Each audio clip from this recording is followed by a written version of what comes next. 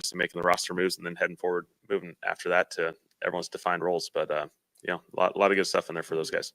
Does that mean that just as procedure, you had not gotten to the stage yet where you were like, all right, it's time to make our final decision, or you guys have had discussions and feel it warranted further? We'll get all that stuff locked down really shortly. I think our main focus is it's really challenging to get to 53 guys right now, and so that's a really difficult task. And we understand there's a lot of other things that everyone wants to get the answers to rather quickly, but you know, we're really honing in on that here in the next 24 hours, and then you know, we'll get that in the appropriate time for everyone. Punter seems what made you guys want to go with Kroger? We did part of our transactions was James, and so that was obviously a difficult decision there. So obviously, you know, Kai's right there. You know, he had the one. It's a pretty unique game for as little points as we scored to kick punt one time was a unique game, but you know, Kai got that opportunity, and so you know, he's done some nice things, and obviously it's a difficult thing for James just because we see a really good NFL future for James as well. And so again, we've made 14 of these. We got a lot more to go. You know, we're rooting for all these guys if they're not a part of our journey, but we're also hoping as many of these guys that we can get back, we'll try and do. How about some of your injuries, like Landon Young, any update there? Yeah. Landon's looks like it may take a little bit of time, so we'll see how that one goes. But yeah, there'll be a couple challenging injuries that came out of that. Will he go on injured reserve? We'll see. It's kind of based off the timeline and then where the roster sits. How does that work now? Do you have to declare when you put the guys on IR today or tomorrow that they're designated to return, or they're all eligible? We just had to designate. We don't have to do the old where you have to carry them on the 53, hold them for a day, and then. You have to designate which ones. Like if you put 4 guys on IR, you have to pick. There has to be some designation with those guys, yeah. But yeah, might be a detail to circle up with Mickey on. Do you launch full scale into the Cardinals on Wednesday? Is that sort of how the game plan works now? We'll be about 80% Arizona. We'll be really focused on Arizona. There'll still be some stuff that we just want to do ones versus ones. A lot of it just comes down to some situational football that we'll just hit with ones versus ones. There's a lot of, you know, little things, little nuances that come up in your game plans that maybe you're going to reserve until your roster's kind of solidified, and we'll go through some of those plays and situations, you know, over the course of the next 2 days, which is good exercise for all 3 phases. Is there a benefit to having the quarterback done by the time you launch in Wednesday? Yeah, that makes sense. I was going to ask, like, how early on do you start looking at some of the early opponents? Is it like when the schedule comes out, like you start taking some looks at maybe the first couple teams, or kind of how does that work? Yeah, we're it's kind of a journey through the whole offseason. I think as soon as you get that schedule, everyone kind of gravitates to it, and you grab little moments here and there throughout the summer to watch, you know, certainly your early opponents, get a little feel for those guys. You know, this week we'll begin our process really of starting to introduce Arizona. I think it's important is you continue to focus on yourself and keep building yourself. And so again, we'll hit plenty of Arizona for Wednesday and Thursday to get ourselves prepared for next week, which will be the full-on regular in-season week. But there's still plenty of little things that I think we need to focus on from a team standpoint. In the same vein, when it comes to health, how is Trevor Penning coming along? Yeah, he's progressing well. Obviously, he was out there at the game. You know, he still got his boot on, but doing a lot of good things. And so we'll continue to evaluate these timelines, especially as they correlate to the 53-man roster, and we'll have to make some decisions just there. You know, certainly tomorrow. So there's anything with the injuries and on the offensive line throughout training camp?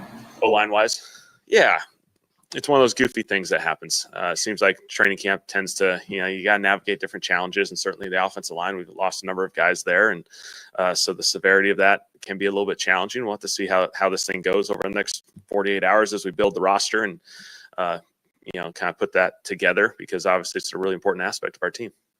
That could go when you got an injury at a certain position. It may not be long term, but you got to kind of puzzle together. Yeah, part of it's talking about the 53, part of it's talking about the game day 48. Naturally, you can have inactives the first few weeks of the season. You're going to have them, and so, you know, some guys that are injured may be able to apply to that situation as long as we have the necessary components to build the 48. And so, you know, it's really healthy discussions. There's a lot of pieces, and again, I keep going back to our goal is to keep as many of these guys as we can. And so how we get there, there's a few tools in the toolbox. Serious injuries come out of your serious season? Trying to think. Yeah, Saturday. Holy cow. Yeah, I think the rest, you know, we're navigating. There's still some some guys that have a couple lingering things that may last a couple weeks, but we'll see how it all goes. Did you release Cam Akers and kind of what went into that decision? Yes, Cam was part of those transactions. Difficult one because he's a really good running back in this league. He can contribute. He can contribute for us. We just felt like the depth of that room. Kendra did a phenomenal job this entire offseason. I think we talked about him after the game. We got a number of other guys that we feel like can provide some roles, and so we'll finalize the rest of this running back group. But we feel like we're gonna have a really, really good competitive group there, and so we'll see how everything progresses. Kellen, obviously you only went like a year. You weren't working with Brandon, but curious if from your time with him in LA to now, if you noticed any differences in the way he coaches, way he relates to guys, way he communicates, anything. A good question for Brandon. I think seeing him in a different role, obviously, being defense coordinator, I think he's just done a phenomenal job of connecting with this group, really building a really clear vision for what we want on defense, and you can just feel the buy-in from that group. I think we got excellent leaders on the defensive side that have really led the way with the experienced players that we have. And so, I feel like the first 3 weeks he's put us in excellent position to win preseason games. Obviously, there's a lot of moving pieces with preseason games, but he's done an awesome job. And, we feel very fortunate to have Brandon, coordinate our defense. Game tape. Were you encouraged by what the first defense did? Loved it. Loved the energy. Loved the execution that they played with. I thought Sutton made some big time catches, and we, those are going to happen. You got to rally right after that. DeMario's, penalty was a little bit of an unfortunate thing because he felt like he had him pinned back there, 2nd and 20, whatever it was. But I felt like the play style was right. The execution, we were heading in the right direction there. They made a couple plays. I feel like we came out of that feeling pretty good about that group.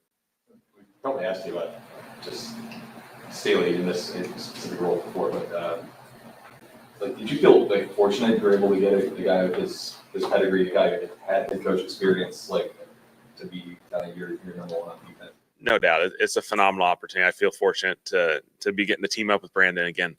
His experience as a head coach is really valuable for me. There's plenty of little nuances and little questions that we get to rally and discuss. And, his expertise on the defense side is really, really next level.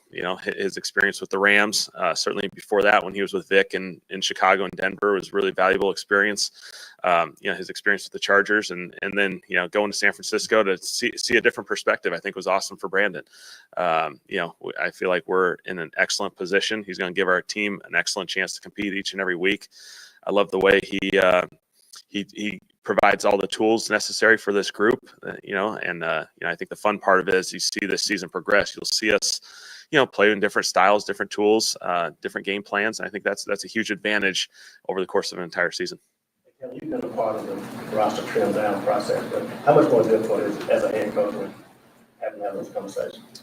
Yeah, so this is the worst couple days right here. Worst couple days of this job, just because all these guys have done everything we've asked them, and that's the biggest thing. And you hope this is just a moment in time, and they just keep going on this journey. And you're always rooting for these guys. The guys that may unfortunately not be able to come back in any capacity, we're rooting for those guys. We want those guys to succeed in some capacity in football, and we want to see them keep going for it. And we're here for them. But it's not easy at all.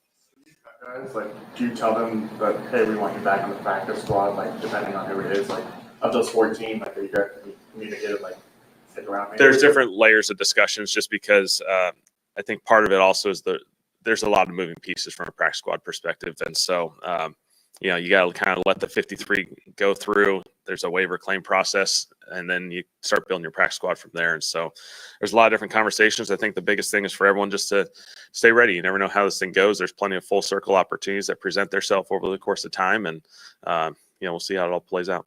It's not that long ago as a player. Does that make it easier to deal with it, or does that make it harder because you know what they're going through? Yeah. I've been cut a few times as a player. And so it's not a fun process. It's not an easy process. There's an emotional connection to it. And I think the biggest thing is for these guys just to keep going for it, keep competing. More opportunities are going to present themselves. It's a long season. And so, naturally roster transactions occur throughout this entire season. These guys got to stay ready. And when the opportunity presents itself, we get to lean back on a lot of these guys because we've invested so much into these guys. Is there a science to that? Just like in terms of timing, which ones you might do today, which ones you might do tomorrow, or is it just kind of just working through it? Yeah, just working through it. Just did some today, and we'll do some tomorrow, and we'll just kind of see how it all plays out. Do you know yet if Casey and Foster will start on PED, and are they kind of on the timetable y'all expected a few months ago?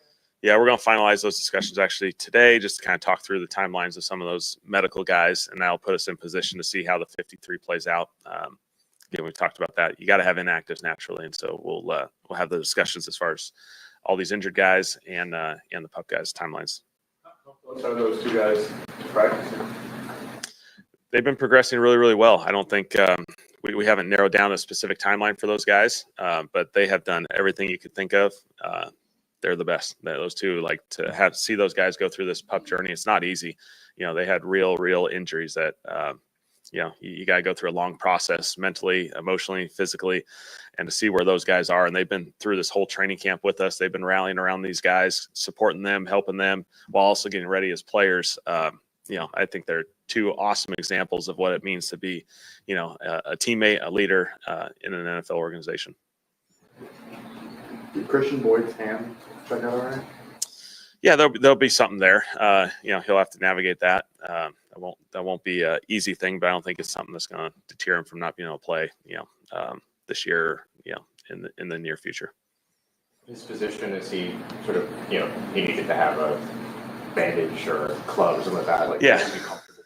Yeah. The part of it is, I think, is just, deciding the tools and mechanisms and then get comfortable with it. There's a lot of different positions, and when you wear, different things to support an injury, you got to do it and just get out on the field and see how it feels, and then we'll adjust from there.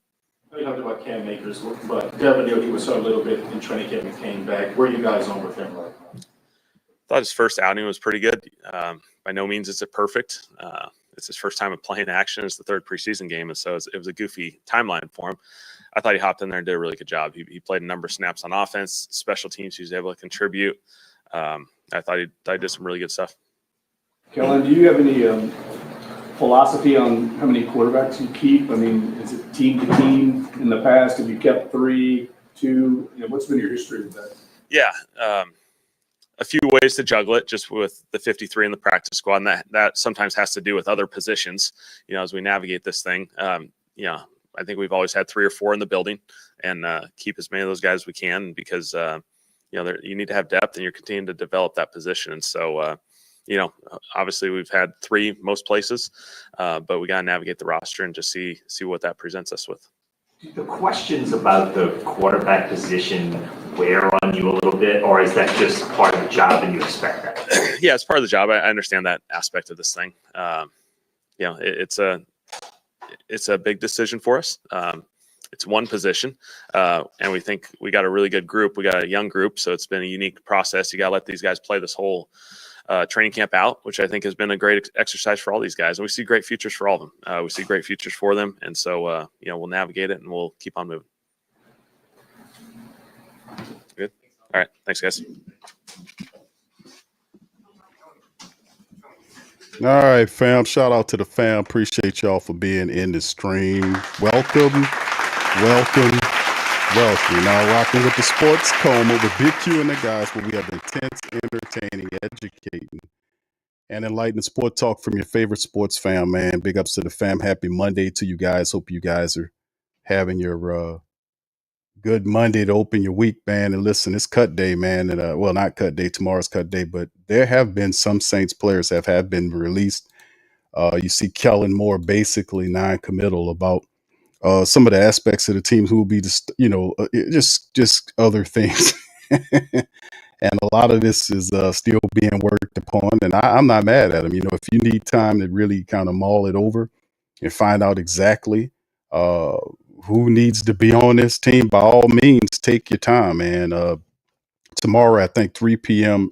Eastern time is really the deadline for everything to be submitted. So I would say at the very least by tomorrow morning, the Saints should have all of their cuts in. Now, they have been players that have been released on this Monday show. So let me kind of go over and show you guys some of the guys, and if there's anything else to be talked about in terms of the press conference then or anybody else. Maybe, I don't know if Mickey Loomis might pop up here for no reason. I don't know. We need to see him, but just in case, if anything pops back up, we will show it. But anyway, let's get right into it, man. To some of the cuts. Shout out to you guys. Appreciate you. I'll give you a shout out momentarily for being in the building. New Orleans Saints 2025 cut tracker. Shout out to the Canal Street Chronicles. Shout out to Tina. Shout out to her. Much I appreciate her at Canal Street Chronicles. Saints have just wrapped up their 2025 preseason, and by tomorrow, 3 p.m. Central Time, Saints head coach Kellen Moore will now have tough decisions to make. Here is a few of the roster cuts that have already occurred as I go big screen with it. To start off, the Saints have made up who the punter is going to be. It's going to be Kai Kroger, because Aaron Wilson of the NFL is reporting that the Saints have released James Burnip. So Burnip, who was the fantastic Alabama punter who came in, it lost the battle to a late arriving Kai Kroger, who was really punting. Both of those guys were just really going after it. But Kai Kroger is going to be the new Saints punter. So there you go. That's a release there, just to know who the starting punter. At least we know that much of who going to be doing with what. And shout out to Nick Underhill. He reports that Seth Green, one of the tight ends, Seth Green, is also being released. He mentioned that. Running back Cam Akers. We knew Cam Akers was going to be released at some point. He just didn't look the same. He didn't have the same acceleration, decisiveness. Cam Akers looked like a shell of himself. But the Saints seeing it too. They released Cam Akers. We knew that as well. The Saints also waived another tight end, Michael Jacobson. So Seth Green and Michael Jacobson have been released. And pretty much what that does do is it puts you in the mindset with Jacobson being released is that Trayton Welch and Jack Stahl, more than likely, along with Juwan Johnson, is going to end up being the guys, to be the tight end opening up the season, you would think, because of what's happening with Taysom and Foster Monroe. I'd be really surprised if the Saints took Foster Monroe and said, okay, we're going to bring him in on the regular season, all this kind of stuff, without having any practice. I doubt that. So we I think both of those guys might start off on that list. All right. Anyway, to keep rolling, so we know that Cam Akers, Michael Jacobson, and Seth Green, the tight ends, are waived. Defensive lineman Jeremiah Martin is also being waived per sources. Shout out to Nick Underhill. He also has this particular scoop that the former defensive lineman that came over from the Browns and other teams is being released as well. Saints releasing offensive lineman Kai Hergel. Kai Hergel is being released as well. He won't make it. And we kind of figured it'd be kind of tough for him to make the squad of it, but he's also going to be released. So that's another offensive lineman that'll be done. We don't know how it is. You heard what Kellen Moore said about Landon Young. We'll see how that works. But Hergel was mostly used as a center and then sometimes guard. We do understand that there's still other offensive line where Landon Young is, and with his injury situation, there's still Barry Wesley, who operates as the left tackle. Torricelli Simpkins will play at the guard position. Easton Kilty is also another guy. Mendoza and Josiah Raheem, Shane Lemieux, who was hurt as well. Will Clapp was also hurt in the preseason. So, like I said, we'll just keep monitoring that situation. But Hergels is gone. And the Saints also waived wide receiver Moochie Dixon. That's number, I forgot what number he is, but Moochie Dixon was one of the Saints wide receivers who was way number 84. He was one of these guys way at the back end of the depth chart. Undrafted guy that the Saints ultimately probably thought that could help out as a returner or something like that to add some speed. But mostly we knew he would more than likely be headed toward a roster, like to a practice squad situation. So that's a few of the guys right now currently that the Saints have released right now that they're more really willing to talk about. So as I refresh my list, so that's all the guys that we have currently.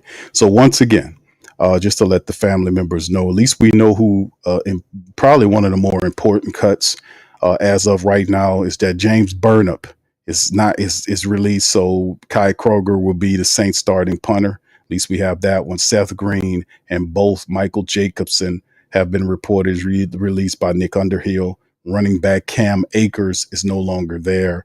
Jeremiah Martin, a defensive lineman, is no longer there. He's released. Kai Hergel is also released, the first offensive lineman, and wide receiver Moochie Dixon have also been released. So that's just a little bit of it for the fam right now. And we're going to continue to monitor throughout the day going into tomorrow. Like we said, we'll get the full thing about what the Saints plan on doing in terms of, the rest of the list. And shout out the Saints Wire as they did the unofficial depth chart. We covered this the other day, and pretty much everybody's depth chart is pretty much accurate, but look like the tight end position is also going to be decided, like the backup, the tight end position with Jawan Johnson, Jake Stahl, and Trayton Welch appears to be the three, with them releasing Jacobson and Seth Green. Matavo is also listed there. Like I said, we still haven't got all of the reports there, but Matavo is also another guy that we're looking at as well. Would the Saints run the risk of allowing Matavo to be exposed to the waiver wire? Would that be something the Saints, their 7th-round draft pick, where, do they see potentiality in him?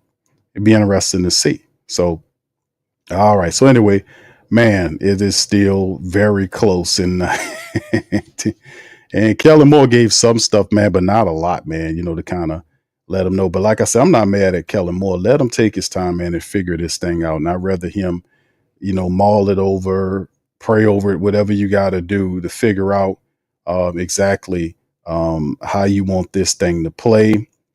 It's just going to be interesting as well. So anyway, let's hit up this. Let me put this article up here for you guys because it's a little breakdown that's on Saints Wire.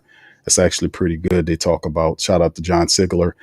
They talk about the Moochie Dixon, a little background on him. He received $60,000 in guarantees with the Saints as a rookie, but didn't make a headway in the competition at receiver.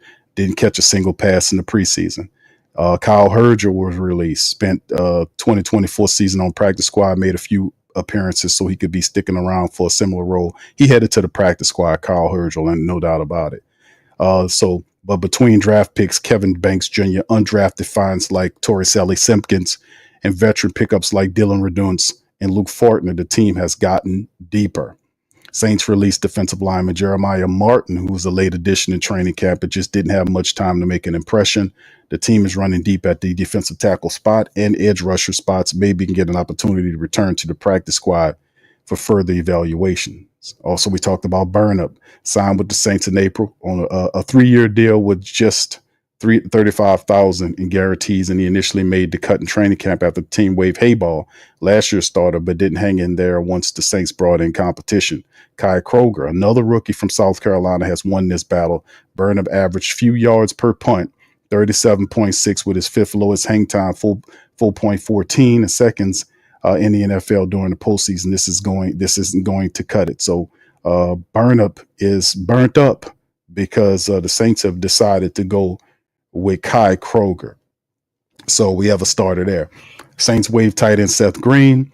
Green had already been signed and waived, re-signed during training camp, but so this isn't too surprising. The former UFL standout just couldn't maintain the pace with better pass catching options like Trayton Welch, who had 6 catches for 65 yards, and rookie draft pick Matavo, who had 4 catches for 29. Green caught 2 passes for 211 in preseason, and he's a candidate to return on the practice squad for further development. Saints released Cam Akers. Akers added to some highly big play ability to the running back core, but he averaged 2 yards per carry on 8 rushes in the preseason and didn't flash as much as potential like guys like Kendre Vellis and Devin Neal. He could be an option for the practice squad, but it feels like the Saints should look for fresh legs at this position group. Indeed, I don't think Cam Akers shouldn't be the guy. He shouldn't come back. Saints waived Jacobson. Jacobson spent last season on the practice squad and seemed to have a leg up on the competition early this spring, but newcomers closed the gap and pushed him down the depth chart. He could return to the practice squad, but the new look coaching staff seems to have other players in mind. Like a couple of these players are definitely eligible, or the Saints could look to bring into the practice squad, like Kyle Hergel and some of these guys that have familiarity.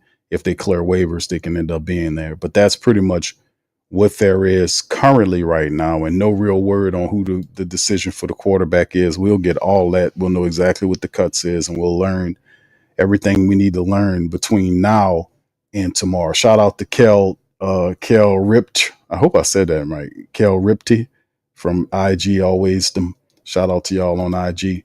All right, and listen, fam. It's just one of those things, man. We just got to watch out for. So, listen, it's gonna be interesting, man. No matter how you slice it, man. When we taking a look at this, man. I don't. Like I said, I much prefer Kellen Moore to take his time to figure out what the Saints are going to do. Not mad at that at all. But these cuts will be throughout the day. People will be dropping science and game about who's being released. Pretty sure some of our really good insiders and smart reporter types like Mike Triplin and Nick Underhill and Kat Terrell and all these fantastic people will be letting us know what potential players are not going to make the team. But a lot of these guys, this isn't any surprise cuts so far, fam, that you hit. I think pretty much most of these guys, we anticipated them would be people that we would think that would be cut, right? We kind of figured that. We thought that most of these guys would be cut candidates. So what do you guys think about that? All right, anyway, shout out to you guys. Appreciate you being in the stream. OG Jerry, big ups to you, my boy. Appreciate you. Tanya, shout out to you. Says Boogie like Benson, I'm a Who Dat. All right, she want that as a ringtone. All right. Yeah, the thing is, the theme song is available for ringtones. I think I'm going to have to repost the link for it, but yes, it is available for ringtones. I think it's up on the post section of the page. I think you got to scroll down pretty far. I might have to just reshare that thing because I it's a to me it's a lifestyle, and where my phone, it has the ringtone. My phone has the ringtone going. It plays every time this damn thing turn on. It spins it. So y'all probably heard it every now and again. But it's a lifestyle, baby. The black and gold way. All right, V Griffin, shout out to you. What's up, Ronnie? Shout out to you, Pelicans. Nola, good to see you in the stream. Much love, man. The Bullards family travel vlog. Shout out to you, Debbie. What's up, Debbie? Shout out to you, brother. Benny's in this thing. Greg the Raging Cajun, shout out to you, bro. T Dirty, shout out to my dog. Willie Cameron, Farouk, what's up, bro? How you doing? All right, big ups to you. What's up, Buck? Shout out to you, man. I see you, fam. Appreciate you. Black Major, shout out to the Black Majors in this thing as well. Quavadius, shout out to my brother Quavadius. He says, after Jawan Johnson, you have no receiving threats at tight end till Morrow and Taysom get back. This is one of the things that we talked about with the $20 million that the Saints currently have at their disposal. They've been man, let me tell you, I don't know how, because I mean, they've been real. I guess I got to give them credit for not running to spend it, because the Saints have really done a job of just holding on to that money. They've really held on to that money pretty good, right? They got over 20 million, to be honest. 20.8 plus mil is what the Saints currently have on the salary cap. And they've done a good job of just holding on to that money and not spending a lot of money. And right now, you're not going to spend a lot of money, to be honest with you, unless you re-end up with certain players or something like that. Like what the Washington Whataburgers did with Terry McLaurin. They gave him, 90 plus million on a deal. That's breaking news. I just got that alert that McLaurin is signing a contract estimated, I think it's about 96 million. And they did it right, right there. So the Whataburgers better get McLaurin there. Him and Jaden Daniel makes Washington a dangerous tandem. They traded the running back, but they feel good about what they have. But let's just be honest, it's all about Jaden. It's all about Jaden McDaniel. So you better give them some help. And they did that, man. So it is what it is. So yeah, we have to concentrate on that. And perhaps, like I said, I think Kellen Moore and staff are going to be looking at guys, man. If you're looking at the backup offensive line position, there was them rumored to be looking at a third running back of sorts. There's, the tight end position could be something else that the Saints might look into. We don't know how many they keep. They could possibly keep 4 tight ends. I don't know. I think would they expose Matavo to the wire? 6'8" big guy like that. It'll be interesting to see how it forms. Do the Saints?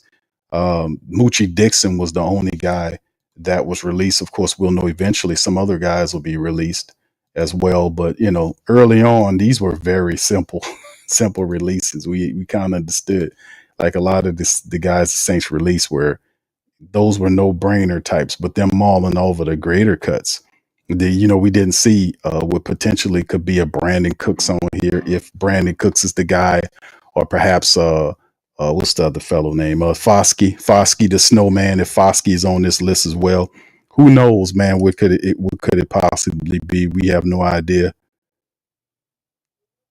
All right, so Scoop. Okay, thank you, Scoop. Shout out to Scoop. Says the audio is going in and out.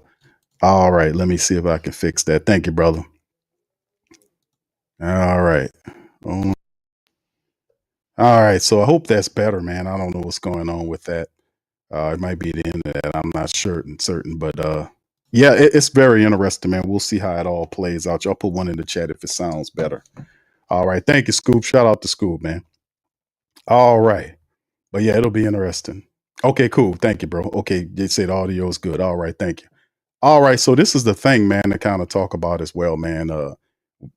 Chance is, fam, where we are live now. Of course, I think I'll be back later on in the day if something further on develops. But what do you guys think about this whole thing? Who do you guys think is next right now out of the initial cuts that have already been dealt out?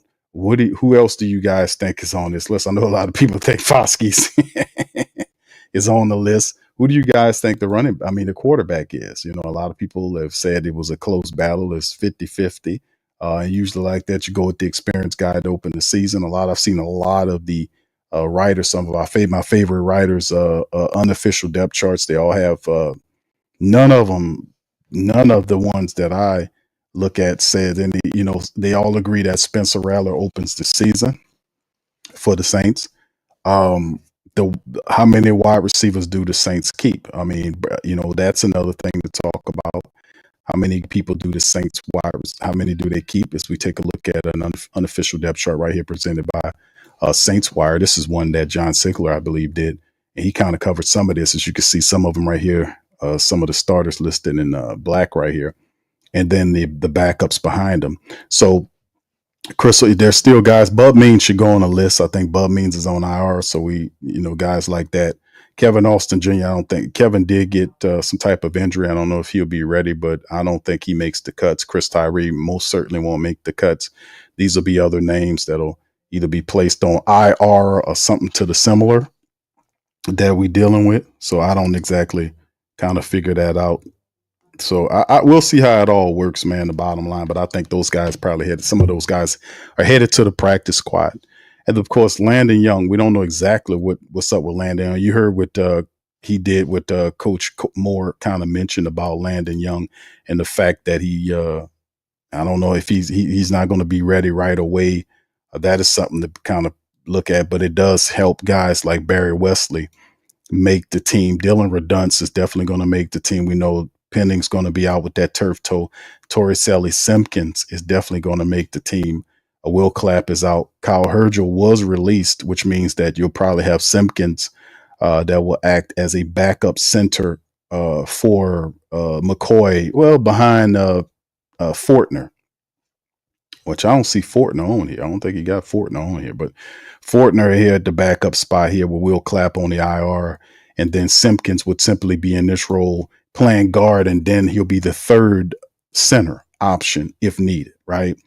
Shane Lemieux is dealing with some type of foot issue that he limped off the field. We don't know how good he is.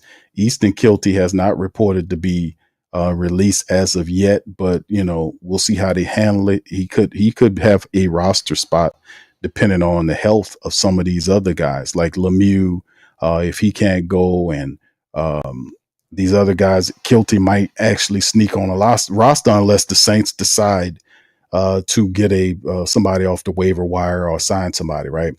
And then Josiah Raheem and Jonathan Mendoza, these are other two guys to talk about. From the tight end position, Jawan Johnson, Jake Stahl, Jacobson has been released. So Trayton Welch is going to be the guy. Seth Green has been released. Taysom and Foster on the pup list.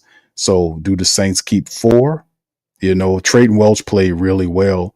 But once Foster comes back, who goes? Who goes?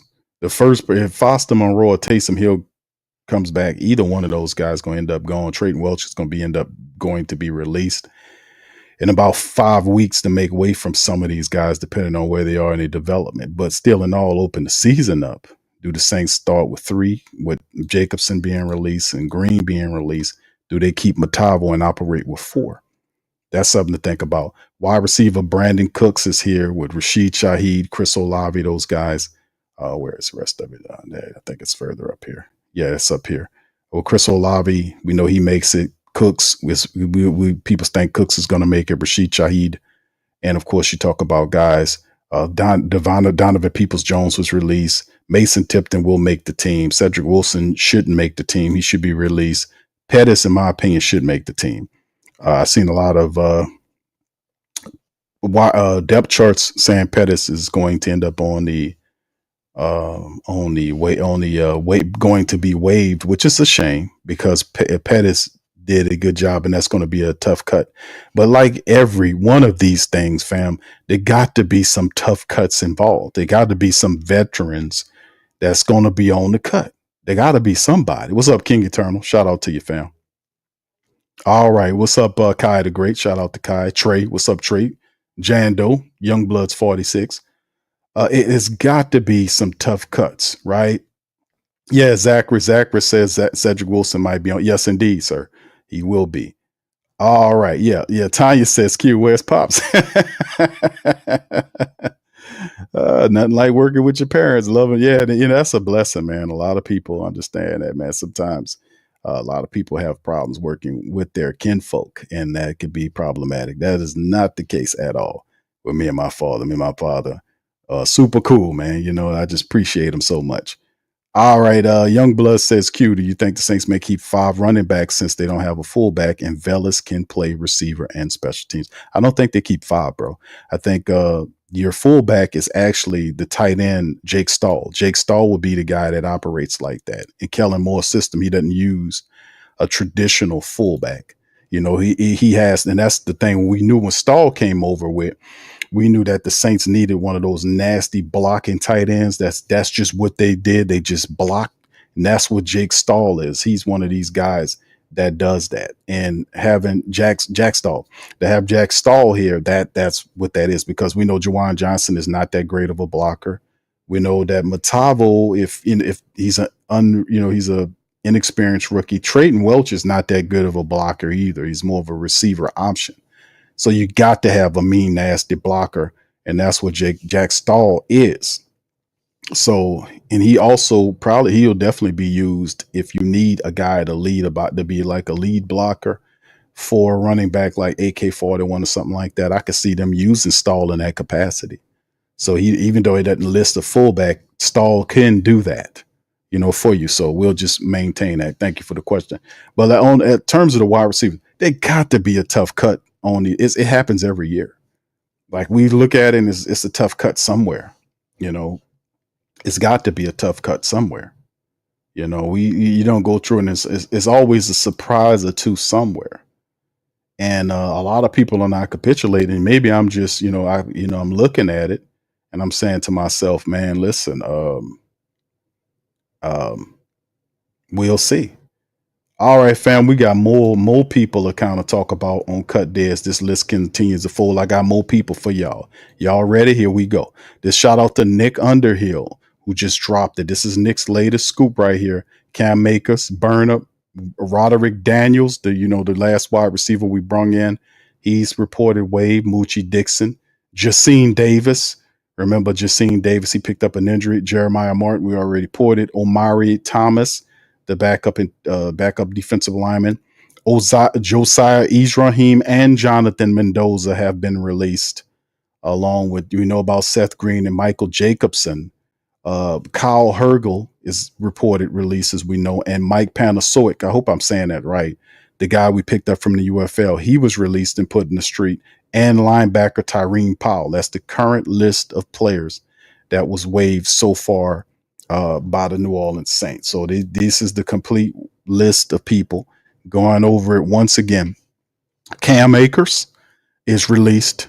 You know, we know Cam, the running back, brung it in here. Had no pop, no explosion, no nothing. He looked dry. He looked indecisive. No pop, no step, no explosion. Gone. You know, Cam Akers out to the pastures. You know, and James Burnham, who was doing a really good job early on against Hayball, and Hayball got hit, you know, got booted. And now Burnham got burnt out because Kyle Kroger is now the starting punter. The Saints put him in the street. That was, at least you have a starter there. At least today they do show you that you got a new starting punter in Kyle Kroger, who was doing a real good job. The wide receivers, no surprise on either one, is Roderick Daniels and Moochie Dixon, more than likely going to end up on the practice squad, no doubt about it.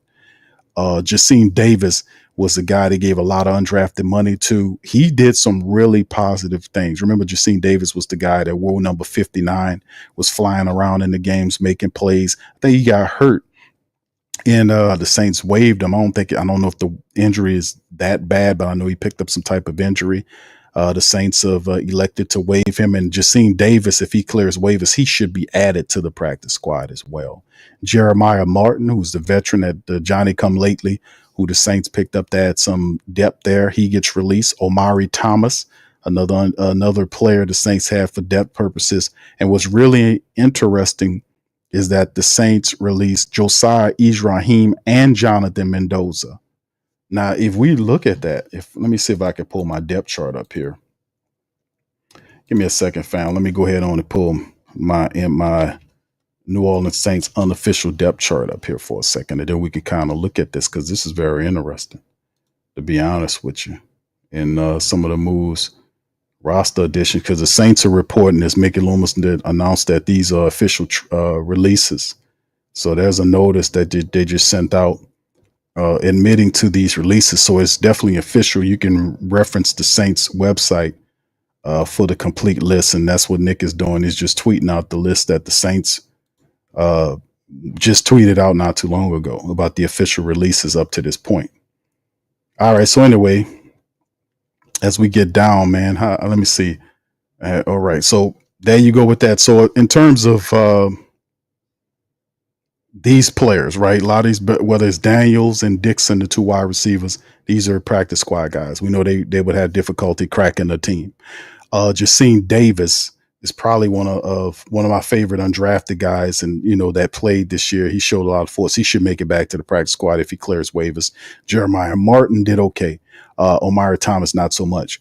Josiah Israhim and Jonathan Mendoza. A lot of people were high on Josiah Israhim. They thought that he was really raw last year, had some development this year, but the Saints elected to release him and Jonathan Mendoza, which means the tackles that the Saints currently have on the team when you released Israhim and Mendoza are out, you know, outside of our starters and Tolly and Kelvin, is Landon Young and Barry Wesley, right? That is your tackles as of up, which means the Saints more than likely are probably going to go get a veteran somewhere. Landon Young is still dealing with injuries, and the only other guy that's healthy is Barry Wesley. And Barry Wesley really didn't show me anything, but for some other reason, they probably end up keeping him. So we'll see how it all goes. But that's your only help outside of your starters that's remaining on the team, Landon Young and Barry Wesley. Now, remember, Dylan Redunce is filling in for Trevor Penning because he's dealing with a turf toe. Torricelli Simpkins is the backup guard and third center option behind McCoy and Luke Fortner. Kyle Hergel is released. Mike Panasiuk, who could double as a center/guard prospect, is cut. So if all indications, that's if you put it together, based on that, Shane Lemieux is hurt, so we have to see where Shane Lemieux is at. But Easton Kilty appears to be safe. We'll see what it means. But the backup offensive lineman that appeared to be safe, Barry Wesley, Easton Kilty, pretty much, and Landon Young, depending on what his injury situation is. But Josiah Israhim, Jonathan Mendoza, These guys have been, and Kyle Hergel and Mike Panasiewicz are released, and the Saints could very well go into and claim some veterans. We heard Lyle Collins was released by the Cowboys. Could he be somebody the Saints looking at? We'll see.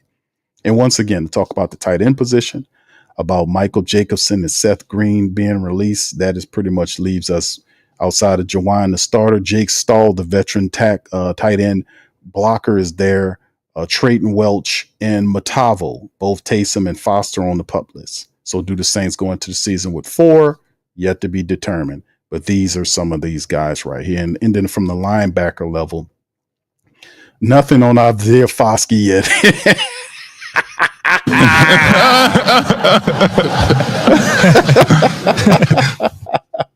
Nothing on Isaiah the Foskey, the snowman. All right.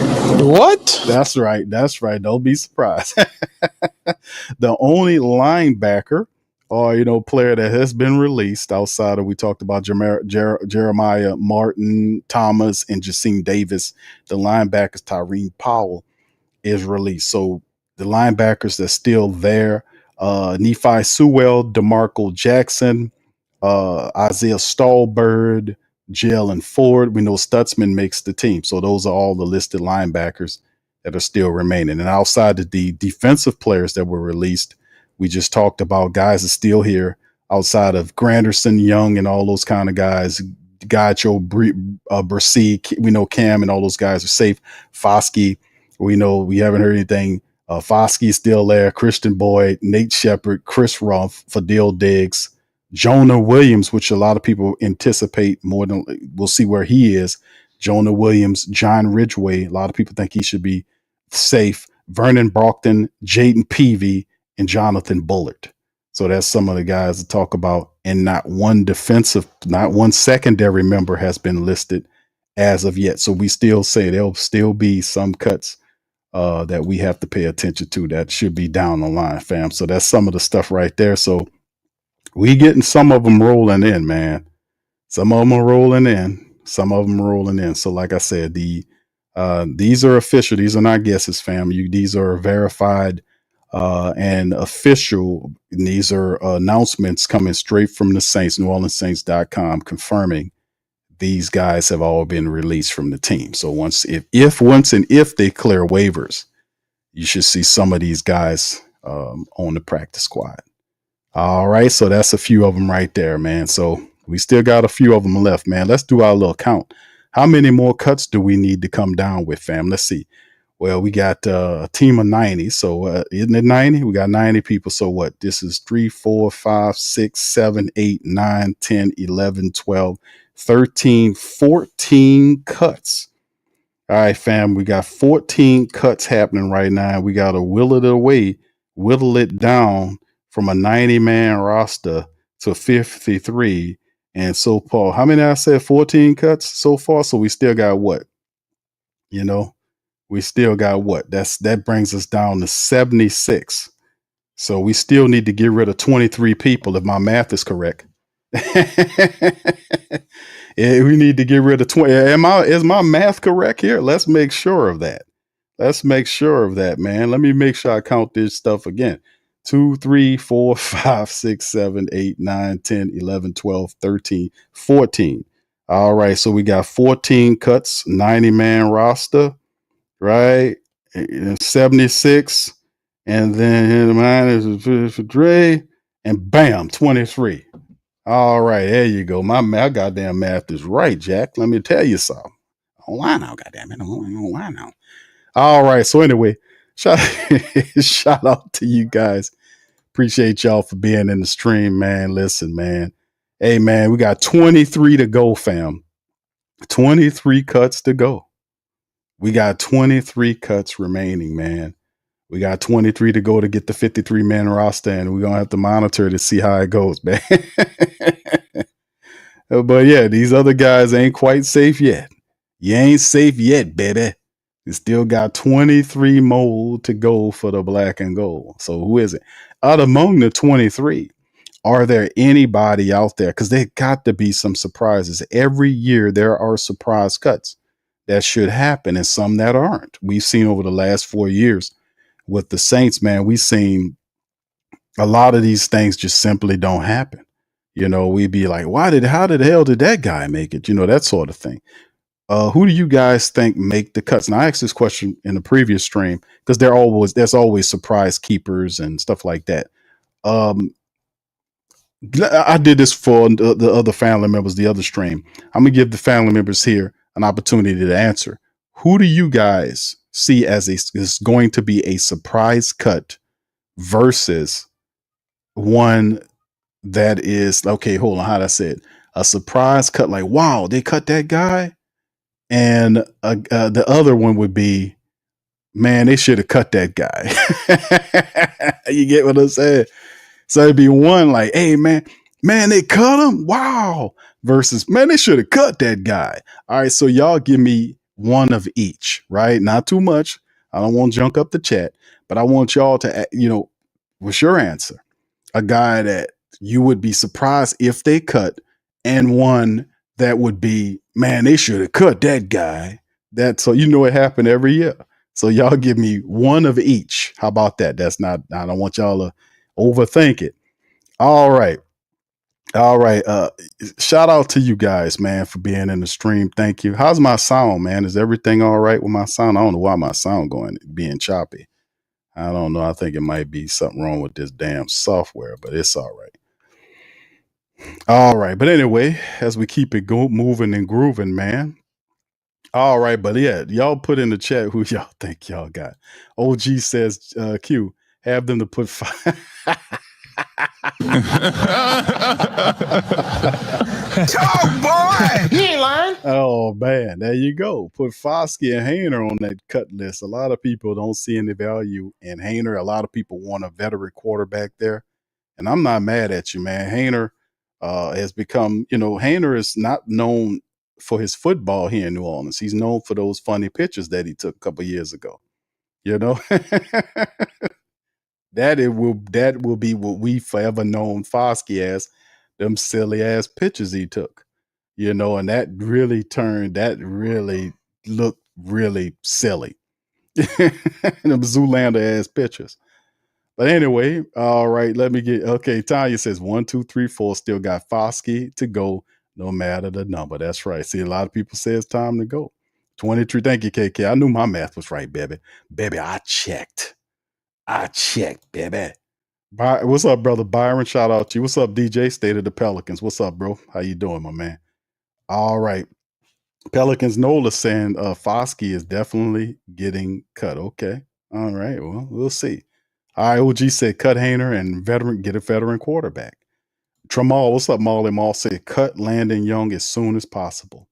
All right. Thank you, Scoop. Shout out to you. Said, okay, we good. Okay, good. Brian says we good. All right. Thank you, Brian. What's up, Nola Black? How you doing, sir? How you doing, my man? Appreciate you. All right. TJM says Ugo Amadi, low-key surprise candidate. I hope not, bro. Ugo Amadi should make the team. A lot of people don't be paying attention to Ugo, but I'm telling y'all, and Ugo is a playmaker. If he was like a couple of inches taller, he'd be like making big serious money. But he's an undersized dude that always seems to be there. I just love his game, man. All right. What's up, B Griffin? Shout out to you. What's up, Buck says surprise cut is Cam Jordan. They should have cut Hayner. A surprise cut. They cut Cam.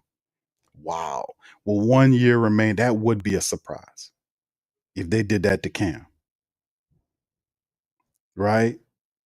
If they cut Cam Jordan, man, that would be crazy work. I got to give you credit on that, Buck. That would be a surprise, bro. That would be a big surprise if they came out and the Saints cut Cam. Nobody would see that. You were absolutely right on that. That would be big. And then why would they cut Cam? Maybe they could see more value by some of the other younger guys. But it's not, it's almost contrary to the Saints' way of thinking to be able to do that, to be like, hey man, you're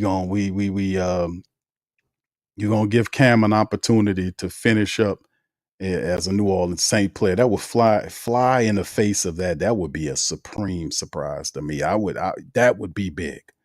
What's up, brother Gundam? How you doing, bro? Appreciate you for being here. What's up, Bev? Shout out to Beverly. She says Tipton and Foskey. Boy, that would be a surprise too.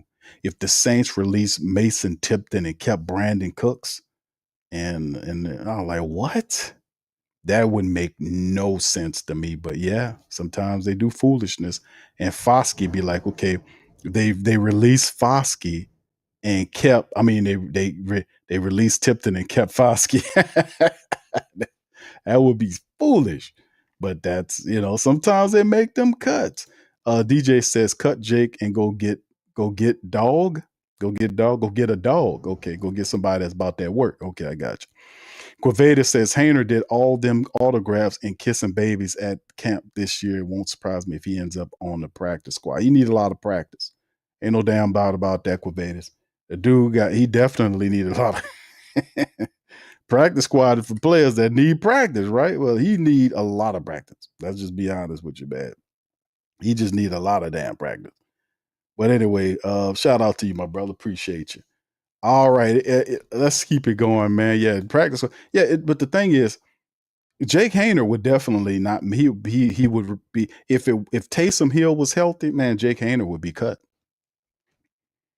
He would definitely be waived. He would because if Taysom was healthy, they would no. That would be a done deal. Jake Hayner would not. You could free that roster spot up for something more important than a third quarterback that does absolutely nothing for you. Because at least if you had Taysom, he's doing other things, right? He could be helping you in the return game. He could be in there blocking for you. He could be a tight end. He can line up as a wide receiver. You can use him as a gadget quarterback.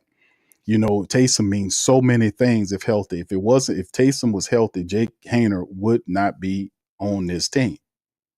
Just keeping it all because he gives you nothing but an option. Is no disrespect to Jake Hayner, but I'm just saying that spot could be used for adding another tight end or another wide receiver. Hell, we could use another offensive lineman for depth purpose. Y'all know if me personally, if I had it, bro, I would have 5 offensive linemen starters like we have and 5 backups. If I could get that extra spot, I'd put that lineman right there. Y'all know we need that for linemen. So anyway, as we keep it going, let's see what the rest of the family was saying there as well. Yeah, the Jake Hayner thing, a lot of people want it because he's not doing anything. And more than likely, he's going to probably end up going, not being on the team anyway. Scoop says, cut Ugo Ball Saturday. Okay. All right. Well, shout out to you, Scoob. Yeah, Cam ain't going. Tanya says Cam ain't going nowhere. All right. Yeah, that would be a surprise, though. That would be but see, that's the thing, though. The thing would be, what would be a surprise cut to you? That's the question. The question was, give me one surprise. Can you give me one surprise cut? Something that I mean, it's commonsensically that because it happens every year. We always get surprise cuts like, wow, they cut him and they kept him. We get that every year. Last year, and that's what I was saying. Last year, Foskey did worse than he did this year.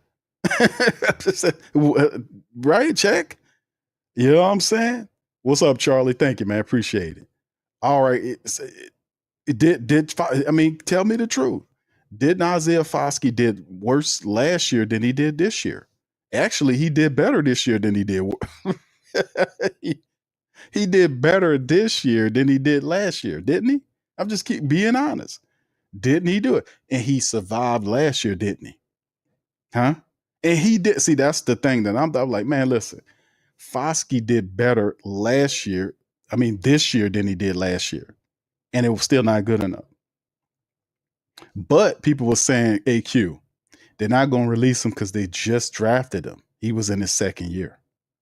Now in his third year, and I think his agreement is 4 years. He got a guaranteed contract, 4-year contract. They're going to cut him in his third year, and they didn't cut him in the second year. And he did better this year than what he did last year. We'll see. I keep saying that. We shall see, because it's always something like that. All right, Gundam says, Q, question. You think Foskey was dealing with depression, his body language? It's something, bro, because whatever it is, it's not confidence. He's not playing like a confident player, but you've seen a similar body language like with Trevor Penning.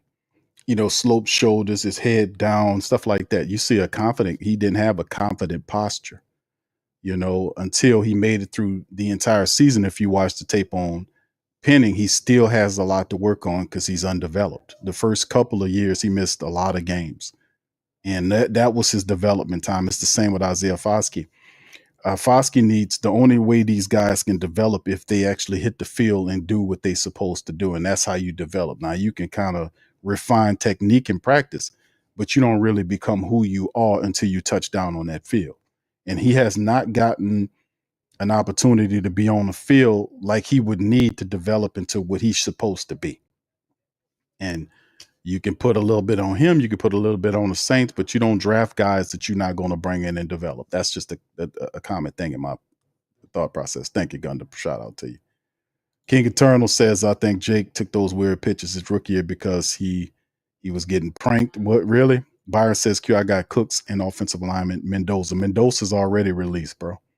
Mendoza's gone. He's already out there. Mendoza and Josiah Raheem are released. All right. Okay. Oh, he was saying Dora. Okay, Dora. Oh, DTR. Okay, you want for him to. Okay, I got you, bro. All right. Thank you, DJ. Brian says nobody pick up Jake Heyman. You can cut him and pick him if you need later. Okay. All right. You mean Jake Hayner? So if Jake Hayner gets cussed, nobody's gonna pick him up. You could just put him on a practice squad and automatically free the QB position. I don't think the Saints going to do that until they have a more of a solid third option, because anything can happen. You don't want to short yourself. And plus, even though Jake Hayner doesn't look like all of that in the eyes of the mighty Who Dat Nation, he's still a person that been with the team for a matter of years. And it would be, in their mind, it wouldn't be intelligent to release a player and not have one there to kind of replace him with. You know what I'm saying? You got to go get, because at least Jake Hayner is familiar with some of your stuff, even though he don't run it well. He is familiar with some of your stuff. And like I said, if it wasn't for if Taysom Hill was healthy, man, Jake Hayner would be on the practice squad, man. No doubt about it, in my opinion. But it is what it is currently. All right, shout out to you, bro. Thank you for that. Let me keep going down the list right here. It's the fam. Like I said, for the family members tuning in, hit the like button for me, man, and the sub button and the share button. Right now, as it's released, these are the names on screen so far. 14 individuals that have been reportedly to have been released from the Saints that are currently on screen right now. This is a list the Saints have put out there per their website. And this is where it is. All right. Scoop says Ugo, Yidam, Werner were balling out. Better not cut either. Okay. Michael Mitchell. What's up, Michael? Says Mendoza, Cooks, Foskey should be the first three cut. Well, Mendoza's cut. Cooks and Foskey yet to be determined. A lot of people don't see the Cooks problem. They thinking, because I seen a lot of the reporters are not seeing the Brandon Cooks thing. They're not seeing the Brandon Cooks thing. Usually, most teams would see that. But maybe they're looking at the fact that they don't see the Saints value the money side of it. Like, why would we be paying a guy $6.5 million to be a fourth string wide receiver? And he's a smallish guy, don't even kick return or punt return. That wouldn't even be a thought in their head. Like, well, of course they're going to release him. But for whatever reason, that doesn't apply. And I'm saying that it's having the veteran experience is one thing, but maybe we can get another wide receiver that's a veteran, because they're going to be out there, a guy that's a bigger target, that's an experienced guy with speed. And ultimately, what I'm saying is that the Cook signing was not a good signing, because it still fortified the point that we were saying initially about having a big wide receiver. And remember, I could play all the interviews when Kellen Moore was standing up there and the reporters knew and was asking him about these damn receivers and the fact that they're sharp and are you looking for it? They were asking him that all the time. That was probably the number one asked question outside the QB question. It had to be the QB question first, but it was constant questions, because it was questions from the people reading the articles. The faithful were asking questions about why isn't the Saints getting a big wide receiver? What's up with that? Why all these other guys you have 6'2" and you good with that? Then you waited all that time before you gave up 2 picks to get a 6'5" guy. And the Saints brung in several tall wide receivers and didn't even bring them in. They brought them in for a look-see and even try them out. How you bring in and remember that they brought in big, tall wide receivers. They brought in a guy that was 6'4". They brought in several of them. They had guys that was 6'4" and 6'5". They brought them in, got a look-see, and then turned around and signed a guy that was 5'10". 5'11". And I'm like, what is going on here? And you knew that guys like some of these guys was not going to have an opportunity to even make the team. They wasn't going to make it. But even if you went beyond that point and you got up to maybe the second week, you should automatically have known, because everybody was saying that. Like, man, you need a big wide receiver. Whatever you're doing, you're going to need it. And then I kind of said, well, maybe this dude is doing it because he wants a track team and you don't care about the size, this type of thing. I'm like, man, you're going to need a big physical wide receiver. I thought they would keep MVS like they did Clyde. That was hilarious. They didn't. They allowed MVS to go, and he didn't get paid a lot of money to do that. The Saints could very well have matched that. They just let him walk. Then gave up 2 picks, even though they're in 2 different years, for Valley. And I'm like, you should get another Valley. You need not, maybe you get one, maybe not in trade, but you can get one and, claim one or go and sign one, because you need 2 Valleys. You just like you got multiple short wide receivers. You need 2 Valleys.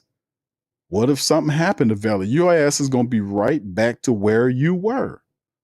So you don't, it doesn't make any sense. You have multiple 6 feet options, guys that are speedsters. You got one 6'5" wide receiver, and the rest of them are like, I think Pettis is like 6'1" or maybe 6 feet 1 and all this kind of stuff. But big physical wide receivers, man, the Saints don't have that. When Bub Means went down, the Saints should have been active, going and signing guys. Don't bring in big, tall wide receivers. Don't sign them and turn around and sign somebody that's 5'10" or 5'11". And say, we got wide receiver now. You're not fixing anything. Now they're in a mad dash and seeing a bit of desperation now that they realize, we need to get this going as soon as possible. But we've been saying that. You need big wide receivers. You need better depth on the offensive line. And the Saints just started doing this stuff. They could have did this stuff. But I'm just happy that they are moving, man. That's all I want. Anyway, yes. Marvin says, did I miss the cuts already? No, these are all the cuts on screen, and there have not been any more reported cuts, fam, of anybody else. I've been watching the waiver wire and seeing if anything else is coming up, but these currently are the cuts, and I know between now and tomorrow at 3 p.m. Central Time, we'll have more cuts to talk about. But these are the reported cuts right now. Not too many surprises are going on right now, but outside of that, what we learned from Kellen Moore's press conference, I don't even know why he called that press conference. Can anybody tell me he hanging around Mickey Loomis too much? Can anybody tell me why he called that press conference? Because Kellen Moore didn't really, he talked about a few injured players and gave some information that we pretty much already knew. But what was the purpose of calling that press conference? I was thinking that he was calling that press conference to kind of, put out a list of people and this type of stuff. And even if you call the press conference, you call in the press conference to name the quarterback. Like, that's the biggest question that we want to know. Okay, we found out who the quarterback is. It's going to be this guy for week 1. So we got that out of the way. And then you release the players. Now, he was starting to talk about released players, but that's after Cat Terrell. Shout out to Cat. Cat started to ask him about people that was released, because her and Nick and Mike and others were reporting on Saints players that were released, and he would then confirm it, but not the fact that he was saying, he go, hey man, we this, that, and the third. You see what I'm saying? He had a list telling you that wasn't, why he called that? Yeah, he hanging around Mickey Loomis too much on that shit. Calling press conference where he stand up there and say absolutely nothing. What Mickey Loomis do? Mickey will call a press conference and say absolutely, oh my goddamn it, are you guys ready for some answers? Yeah, Mick, what you got? Hold on, go fire away. And then Mickey was just like, and then they'll say, "Hey, Mickey, what's the name of the who's going to be the starter of the team?" Oh, right now, Tyler and Spencer, they're both good quarterbacks, and they're going to be ready, when the call comes. And I'm just proud of both of those guys. And Jake Hayner's doing a wonderful job too. And and it's going to we're going to be all right. It's going to be fantastic. All right, Mick. Yeah, thank you for that, Mickey. But you didn't name who the starters. Oh, well, and Jake and Tyler, they're great quarterbacks, and you get nothing from them. Well, Mickey, could you tell us who the punter is? Well, Burnham and Kai Kroger, those guys are good.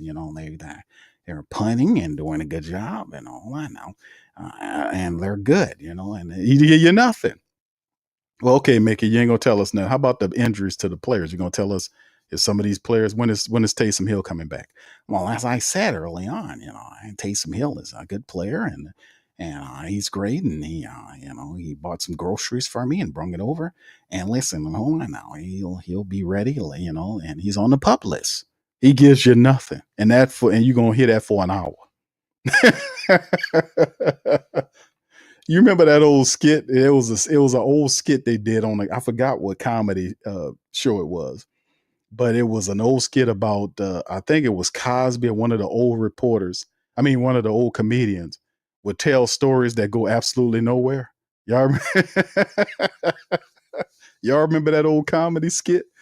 That I forgot who it was. It was the guy they did a skit. I think it was on Saturday Night Live or Mad or one of these places. And they did comedy skits about old comedians. I think it was Bill Cosby they was making fun of at the time, and he would tell stories that would go absolutely nowhere. Or maybe that was Chappelle. I don't know. I don't remember. But that's what it reminds me of when we see Mickey Loomis get up there. He tells shit that don't go nowhere. It's crazy, man. All right, what's up, Steel Bill? Shout out to you, man. Buck says pick up Cooks just in case Olavi can't. He says can't go down again. Indeed, that's a good point about the Olave concussion issue. That's also one. That's a good mention there. Jack says, "What's up, Jack?" Says Q. Mickey said you're not. Hold on now, goddammit, Q. Oh, I told you, goddammit. You're not qualified to talk about my big wide receivers. Hold on now. But Mickey, you only got one. You're gonna get another big wide receiver? Well, hold on now. All of them are big wide receivers in play. And listen, Valley's good, and I think Sean Payton. I was going to give him 3 picks, and he said, "No, don't do that. They're going to get mad at you." I said, "I don't care. I'm written in the will. They can't touch me now here, baby. I'm Carlos Michello around here. Hold on now, goddammit. I'm untouchable around here. I'm Elliot Ness. I Slick Mick, man. I tell you what, I'll give you. You want 4 picks? No, Mick, they're gonna be mad at you if you give it too many picks. Oh, all right, hold on. You just let me know. I got you, baby. Hold on now. So I mean, yeah, Mickey. Yeah, you ain't qualified. That's what Mickey say about them all. But Mickey do them press conference where they don't. It goes absolutely nowhere. Press conferences that go absolutely nowhere. All right. Anyway, man, let's keep it going, man. Marvin says, yeah, they brought 5 in, but didn't sign them. Yes, indeed. The big wide receivers. That's why I was like, what is going on here? If you don't like the big wide receivers, then why are you signing small receivers that don't even make the team? I mean, Dixon and Tyree, Tyree got hurt.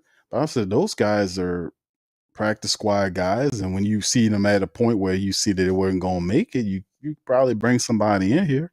You need at least 2 wide receivers that are over 6'3", 6'3". You need at least 2 physical wide receivers that are big guys.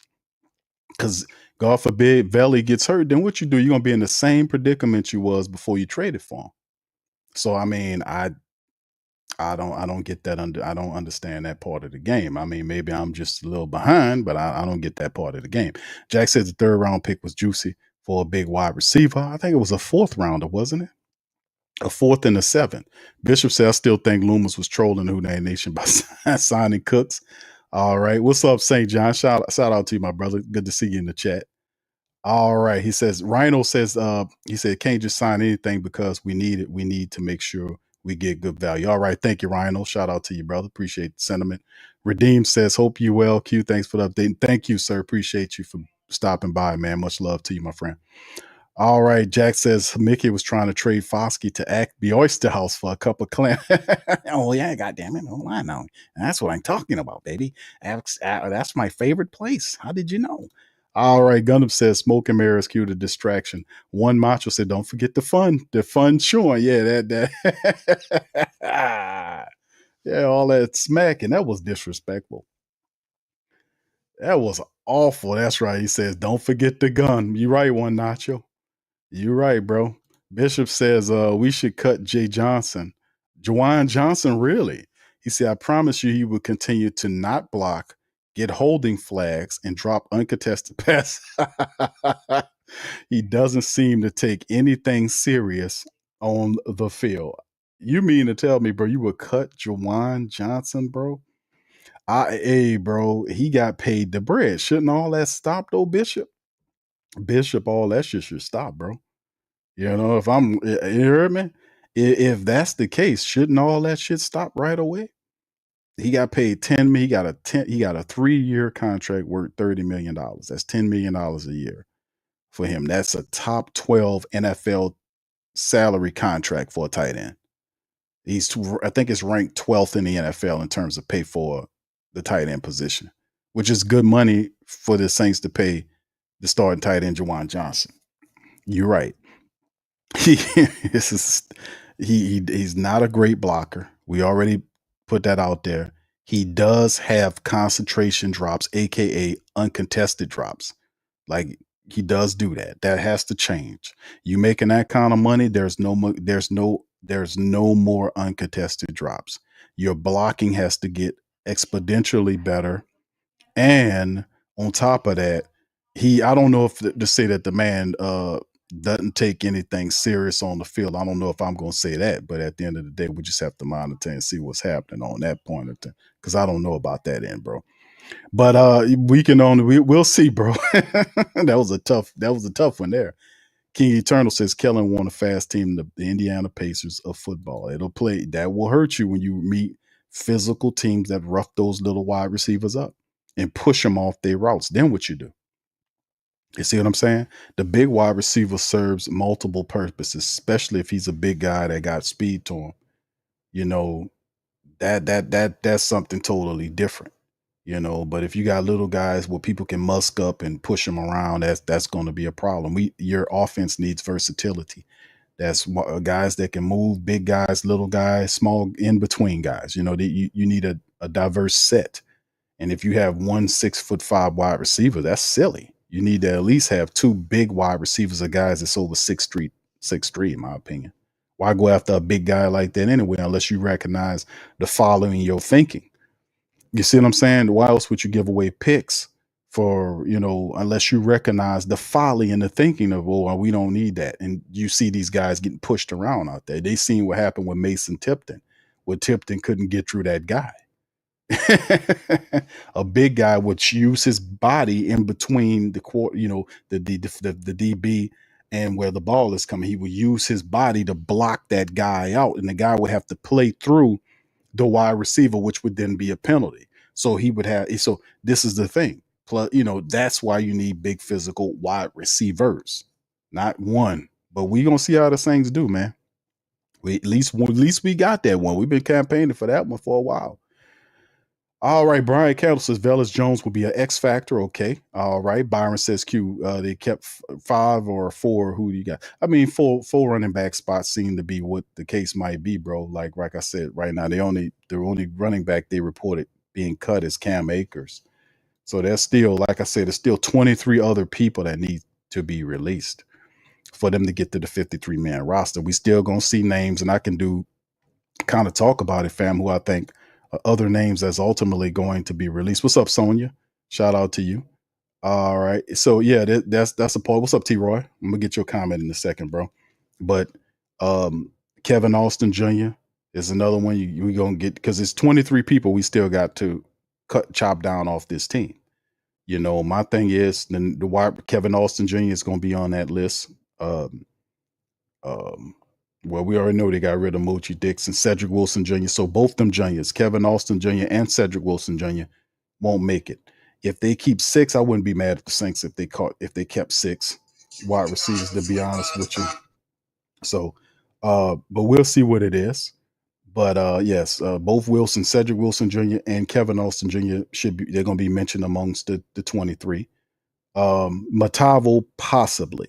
We'll see what that is because they could keep Matavo. I'm kind of getting the feeling they might end up keeping Matavo.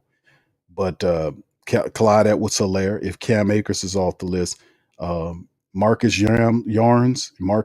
So that's 4 for you right there. Cedric Wilson Jr., Kevin Austin Jr., Marcus Yarns, Clyde Edwards-Helaire. Hold on, let me run them again. Kevin Austin Jr., Cedric Wilson Jr., Marcus Yarns, Clyde Edwards-Helaire. Who else? I think they keep Matavo, and possibly I think the Saints can go 6 wide receivers. I mean, if depending on what these other looks going to go out, but if not, then more than likely it'll be Pettis, unless because like I said, it's tough because they don't want to release Cooks. But if you forced to keep 5, you need special team play. Vilma will, he would be Velus Jones Jr. Velus Jones Jr. would be a return guy for you. But who else is the return? You need at least 2 of them. Outside of, you don't want to use Rashid Shaheed back there. Taysom is still hurt. You don't want to use Kendre Miller there as well. So whoever you using has to be either a defensive back that do returns, and there's no deep a defensive back that's I see on this team that the Saints are going to keep that's going to be returning kicks for you. All the guys they will have, those guys are not going to make the team. Price and that other guy, they're not going to make the team. So Velus has the kick return ability and Dante Pettis. So, they might not want to lose the experience of Brandon Cooks, but you really don't need, I mean, I ain't gonna say you don't need him, but the Saints could have went different in that signing. That's why people have so many questions about that signing. But outside of that, they can keep 6. So those guys could be safe. So once again, let me go over again before all the rationale and make it quite simple. The wide receiver, the next 20, because we need 23. We got 14 people cut. The Saints need to make 23 more cuts to get down to the league mandated 53-man roster. Kevin Austin Jr., Cedric Wilson Jr., that's 2. Who else I have here getting cut here? Clyde Edwards-Helaire, Marcus Yarns.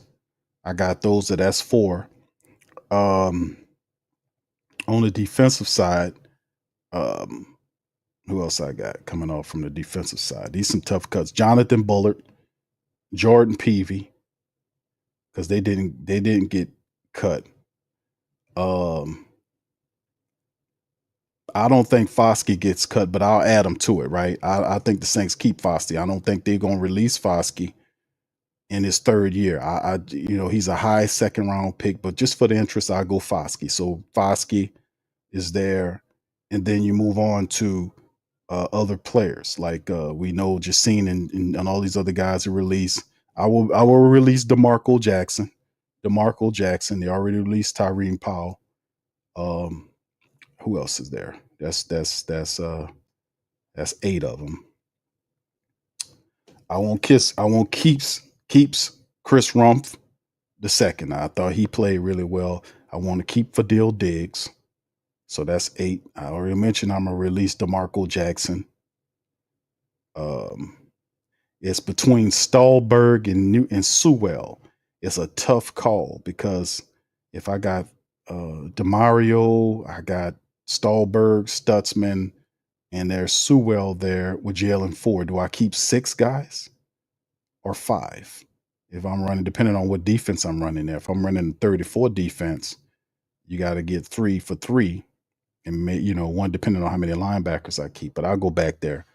So let's say that I would keep. Damn it, that's a tough one. Stahlberg and Sewell, because Jalen Ford making the team.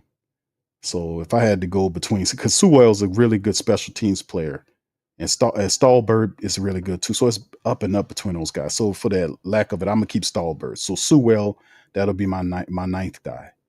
Dallas Beanham makes 10. as I go into the secondary. Terrell Burgess makes 11. Elliot Davis makes 12. Rejon Wright makes 13. Jaden Price makes 14. Who else I got here to make? We already cut. Charlie Smith makes 15. So that's 15 guys. I still got another 8 guys to go, right? That's 15 guys. I still got what? Another 8 to go. So like I said, that's what I got right now. So I still got some chopping to do, baby. That's tough, boy. I don't envy that Kellen Moore for taking his time, baby. I had to whittle away. But yeah, that's right now. That's what I'll be looking at, fam. So I just get y'all 15 of them, fam. We got to still get some whittling down. But yeah, it's gonna be some tough cuts. That's what I'm saying. It's like because it's going to be a surprise in there somewhere. Like because if Kellen Moore is like, hey man, it's some tough stuff. They got to think about this here thing. Like, do we keep 5 wide receivers? We need Pettis they need Pettis as a return man. Velas can't do all that by himself, and you do not want Rashid Shaheed or Elvin Kamara or Kendre Miller, who occasionally does return stuff from you. You don't need none of them guys involved in doing kick returning for you and get hurt on the special teams. You need somebody that's specifically dedicated to that. So you can't have Velas doing all that. You got to have 2 guys. And the guys that's doing it, to me, is Pettis and Velas. I mean, well, I keep saying Velas Jones. Yeah, Velas Jones Jr. Those are the guys. Cooks doesn't fit. It's a wasted spot unless somebody get hurt. And if somebody get hurt, then, that's another thing. But that's a part of the difficulty of figuring it out. All right, Rhino says, yeah, I hope, he says, I hope our running game works because it seems like Kellen leaning on it heavy with some, yeah, exactly, the RPO and counter at times. Yeah, but remember also, Rhino, that we haven't seen Kellen Moore's true offense yet. We still are seeing the vanilla plays, as it's called. We have not seen the Neapolitan flavor of Kellen Moore's offense just yet, right? We haven't seen the real Kellen Moore offense. The preseason offense is a lot different. So if that first week is going to be the first month, rather, would be interesting to see what does Kellen Moore's offense look like with all of the Saints players. That's why I'll be saying to the family members, we need to kind of look at it for a second and be like, okay, Kellen Moore says this, that, and the third. But when he has all of the guys, he has Eric McCoy, Elvin Kamara, all of them, Olave, Rashid, Vele, Juwan Johnson, all of our starters out there consistently playing and building the chemistry together. What does it look like then? You see what I'm saying? Then we'll be able to see what he's trying to do. But I think, like you, that more than likely a lot of it's going to be run heavy. If that's the case, the Saints need to really do some fortification up front on that offensive line, to be honest with you. All right, Brian says, how are you doing so far? Sir, shout out to you, Brian, man. He said, do you think we should cut Jake or put him on the practice squad? That's going to be interesting, bro. I think the Saints not going to cut Jake Hayner. I mean, like I said, if Taysom was healthy, then Jake Hayner would he'd be in the street on the practice squad or whatever. But I don't think the Saints going to, unless they looking to get a veteran quarterback to fill his spot or something like that. I think Jake Hayner's safe, man. I think he's safe for right now. All right, what's up, Sonya? Shout out to Sonya. Swagged Out Entertainment says, who that with the recent trend Foskey gonna land somewhere and become a Pro Bowler? Wow, like you're talking the recent trend being Zach Bond, right? We draft him for a reason. Like that's the other part of the equation. Like you draft these players for a reason. Like you draft them, and then the coach has to find a spot for them and give them an opportunity to try to win a job, like the Saints tried to do with Nick Saldiveri. Y'all remember that? The Saints attempted to find a spot for Nick Saldiveri and gave him the guard job. Remember that? They gave the job to him when he started the season. They put Nick Saldiveri at that guard spot and gave it to him. And Nick Saldiveri rewarded the Saints by being hurt last year several times. And then this year, he's out for the season. They gave him the spot. They ain't never give the spot to Isaiah Foskey. How is that the same? You see what I'm saying? When you start putting the stories together, it kind of make you think. You see what I'm saying? How was it that, you can find a spot for Nick Saldiveri, but you can't find, they gave him the job. The Saints never did that for Foskey. They never did that. He didn't get the Nick Saldiveri treatment, even though he was a higher drafted. Saldiveri was a 4th round pick, if I'm not mistaken. Wasn't he? Put it in the chat. Wasn't Saldiveri a 4th round pick? Where did Saldiveri come from? Old Dominion? I'm pulling off my head right here, man. I'm pulling off of memory. But y'all tell me if I'm correct. Wasn't he a 4th? He was a 4th round draft pick out of Old Dominion, wasn't he? And the Saints last year gave him the guard job at the start of the season. He came in as the starter, and it was his job to lose, and he got hurt. And that's how you ended up with guys like Shane Lemieux and Lucas Patrick. Lucas Patrick was brought in to be a backup. It was supposed to be Saldiveri's job, but that never happened for Isaiah Foskey. Never. That's why I'll be thinking, like, when I'll be looking at stuff, I looks at things from different angles, like, and I'll be seeing the correlating players and how they handle this player versus that. I'm like, why would, and then people like you, he sucks, he's trash. Of course he's not that good. He doesn't have, you have to see the field to get good. You can refine skills to a point in practice, but you have to see the actual field to be able to realize your potential. And that is not happening. That did not happen. So, I'm just saying, that's what I remember seeing. He never was given no damn job. King Eternal said, I feel John, he's big for nothing. Always said I would love to be wrong. We'll see about that. Swagged Out said, trade Mickey Lomas to Denver. All right. Derek says, we definitely need another big body wide receiver. It's not enough. We need depth at that position, not just speedy wide receivers. Shout out to JT. Much love, JT. Good to see you, my brother, as well. All right. Black Preacher Man says, why not? Q, it's time for Foskey and Jackson to go. It's time for Jack, but that was the similar thing I was telling the family members about DeMarco Jackson. Anthony Orji, who was an undrafted linebacker the Saints picked up a couple years ago, thoroughly outplayed DeMarco Jackson, but some kind of way, DeMarco Jackson ended up staying on his team, and they put Anthony Orji in the street.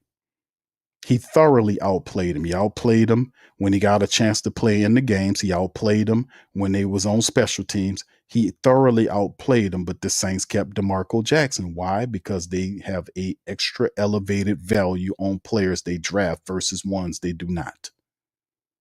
This is the truth. That's why I be telling people to pump their brakes on Foskey, even though Foskey looks not too good, but he actually looks better this year than what he did last year. Tell the truth. So they's like, okay, y'all was saying release him last year. And I was like, fam, they're not going to release the man in his second year. He's a 40th ranked player, 2nd round pick. They're not going to put him in the street. They're not. And they're not going to do it this year. They don't put those guys in the street unless they're really, really, really, really, really bad or doing something off field or whatever. But then again, they're going to give them every chance to stay on the team, even if they have to take a opportunity from somebody that outplayed them. They're going to keep them on the team because of the draft status. That's why players work so hard to get drafted, because they understand there's a priority over the undrafted guys.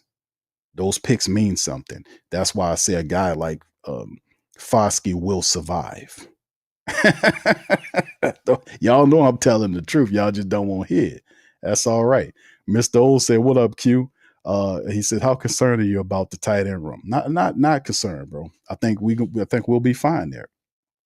I think Juwan Johnson is going to do I think Juwan's going to do a good job. I don't see Juwan Johnson as a Kittle or a Kelsey or even the kid, what's his name? LaFondra, whatever the man is from the Detroit Lions, or even the guy from the Minnesota Vikings. They have some really good ones out there. But in the end, the Saints believe in Juwan Johnson. I thought they wasn't going to sign him. I thought they were going to go out and find somebody. That's what I thought they were going to do. But Mickey Loomis said, no, online, Juwan's going to be our guy. And Juwan Johnson, I severely hope, I really hope he understands by them getting more money is I ain't gonna say it's a curse, but it's a gift, and it means that you're supposed to elevate every aspect of your game if you're making $10 million a year for 3 years. For 10 million a year, which equates to $30 million. I sincerely hope you realize that you have to elevate your play. All right. Anyway, we'll see. All right. Anyway, yeah, Jerry says I set the premiere countdown that gives everyone chime in. All right, Derek says the only thing Jackson is special teams play. He got outplayed. We'll see. Stacy says, yeah, you're right, Q. What's up, Stace? How you doing, my brother? YO says, salute, Q. You think we gave up on Peyton Turner? No, I think we gave Peyton Turner enough time at it, but they never found us. But that's the thing. What happened with Peyton Turner and Isaiah Foskey is nearly the same thing. It's not the same thing because you could consider Davenport a bust because the Saints gave Davenport an opportunity to play. They stuck with Davenport. They gave him opportunities to go out there and see the field. And Davenport was the one that didn't handle his business with his body. He didn't work on getting better in terms of developing his pass rush moves. He didn't delve in and dig in like he was supposed to. And it showed why he failed. But that was not the same case for Peyton Turner. These guys wasn't treated the same. Peyton Turner was a first-round draft pick. He didn't get the same opportunities that a Davenport got. Because the Saints loaded up on them dudes, and they said they had a plan. See, they all have a plan. We forget their plan. Their plan was a bad plan.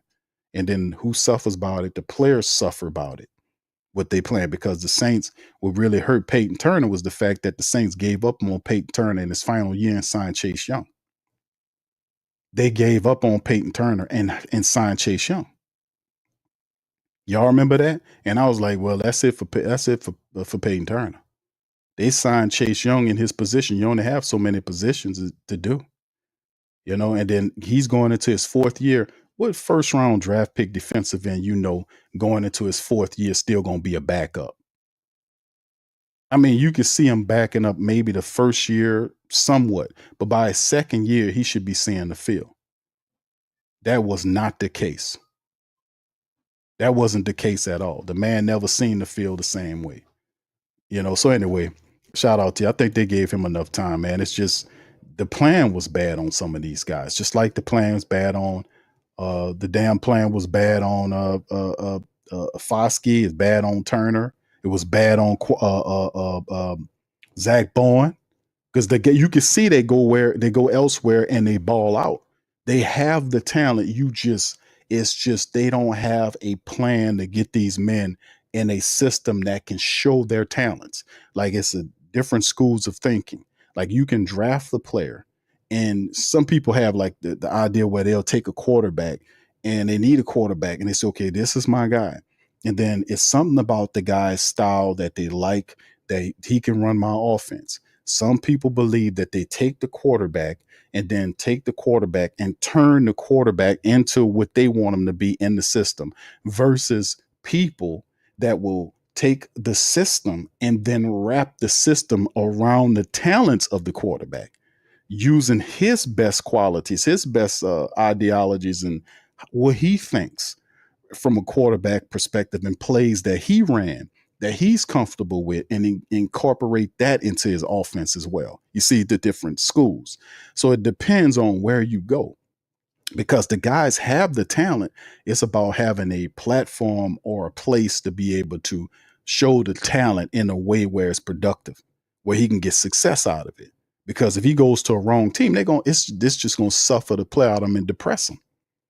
The Saints take these picks and they're not giving them an opportunity. They're not putting them in position to succeed. And we've seen that happen under Dennis Allen several different times. Jack says self-diverse is why Mickey can only draft offensive linemen in the first round now. Yeah, you look at even with the Trevor Penning pick, even with Trevor Penning's pick, when they took him, that was by all accounts, bro. If you work somewhere and you get drafted or you get brung into somewhere and the people say, hey man, we're going to start you off here. But then you don't work over here. And it's okay, listen, bro, we're going to put you over here. All right, you go over there, you don't work over there. And then we're going, okay, listen, man, you didn't work here, you didn't work over there. We're going to put you over here. When you do that, that's considered mostly at times a failure. You're failing. So they're trying to find a spot for you to be. You tell me where they did that for Peyton Turner or Foskey. Tell me when they did that. They literally tried to find a spot for that man. They literally tried to find spots for him to be. They set up a paradigm where he was supposed to compete with Dylan Redunce and then removed his effing competition by making Redunce a backup tackle. Had him cross training at tackle as opposed to being a direct competition with Trevor Penning to force him to be better. How was that supposed to work? So in the end, I just don't understand the logic and a lot of the bullshit that these people got going on, man. I don't know. All right, boss says Bafosky rarely gets an opportunity to play. Indeed, bro. That's what I'm saying. You're not going to get good unless you hit the field. You can only practice so much in these damn games. Outside of that, you got to do something else. So we just got to just find out how that stuff is going to work, man. I don't know how it's going to work for them to see the field. Still Bill says you're right, Q. They're still on the rookie contract, guaranteed money, and they're not. And listen, it's also optics. That's when I call it political, but it's optics involved behind the situation. It's the optics because the Saints don't want to give you the ammunition to shoot at them, even more so about their draft picking. And if they release Isaiah Foskey in his third year, boy, the people will be lambasting the Saints. They're not going to do that. They're going to give Foskey every opportunity to do what you talking about Nick Saldiveri. Yeah, you're right. He was a fourth round. Yeah, they didn't do. Saldiveri got an opportunity to start. He just failed because he kept getting hurt. That didn't happen for Foskey. I'm just trying to make sure we on the same line of thinking when we come down to these players, because it's not the same thing. They're not getting treated. And I'm not saying the team is being mean to them, but I'm just saying the opportunities are different. Like for them moving Penning around to find a spot, they didn't do that for Foskey. Even and even if you moving Penning around, you moving Penning and putting him in starting role as opposed to forcing him to compete with Dylan Redunce, who had the unofficial left guard position. He had the unofficial left guard position, and he was sitting up there, and they took him off of that and put that other guy up there and said, okay, Penning, you the guy. He didn't have any competition for that guard spot. There was supposed to be competition forcing Penning to be better. They moved Redunce to blindside tackle, and he looked like shit, man. I'm just keeping it real. You got to have competition, man. You can't soften this shit for these people, man. You can't do it. The test is the test. You can't help them on the test. The test is the goddamn test. Anyway, let's keep this thing going, man. Pardon me, and I got company here, and I'm sorry if y'all hearing stuff in the background here. All right, but anyway, fam, let's keep this thing going, man, as we keep it moving and grooving and shaking and baking. All right. So Derek, shout out to brother Derek. He says, Black Preacher on thing, same. All right. He says, Q, watch something's going to happen, I think, with Cook.